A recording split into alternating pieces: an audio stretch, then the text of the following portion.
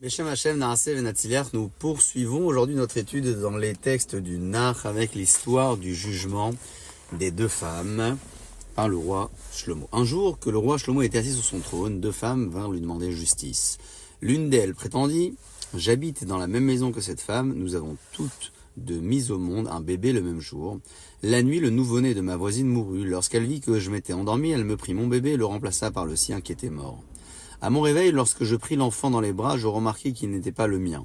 Ma voisine l'avait échangé avec son bébé qui était mort, mais elle le nie et refuse de me rendre mon enfant. L'autre femme l'interrompit à grands cris avant qu'elle eût terminé ses paroles. Menteuse, hurla-t-elle, cette femme ment pertinemment, c'est mon fils qui est vivant et le sien qui est mort. L'accusé répliqua vivement que la vérité était juste l'inverse, son fils était en vie et l'autre n'était plus de ce monde. Chacune affirmait avec la même assurance qu'elle était la mère de l'enfant vivant et traitait l'autre de pure menteuse.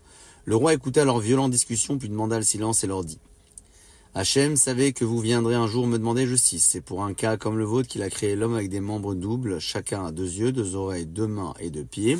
Prenez donc l'enfant et partagez-le, vous, entre vous deux. Chacune pourra avoir sa part. Les gardes du roi furent bouleversés par sa décision. Est-ce ainsi qu'un roi intelligent fait justice, se demandèrent-ils.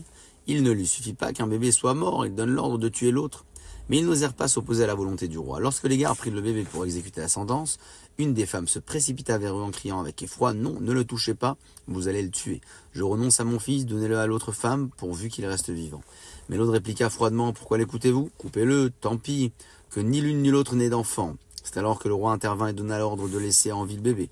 Il se tourna vers ceux qui étaient présents à la scène et dit: vous avez vu qui était la mère de cet enfant? C'est elle qui a eu pitié de lui et qui a supplié qu'on le laisse en vie, même si elle ne devait jamais le revoir.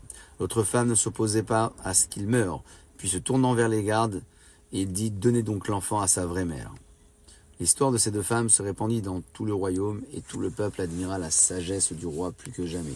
Une voix céleste se fit entendre alors et disant: heureux le pays qui est gouverné par un roi pareil. Ainsi s'achève l'histoire des deux femmes jugées par le roi Shlomo. Baruch Adonai Leolam, Amen ve Amen.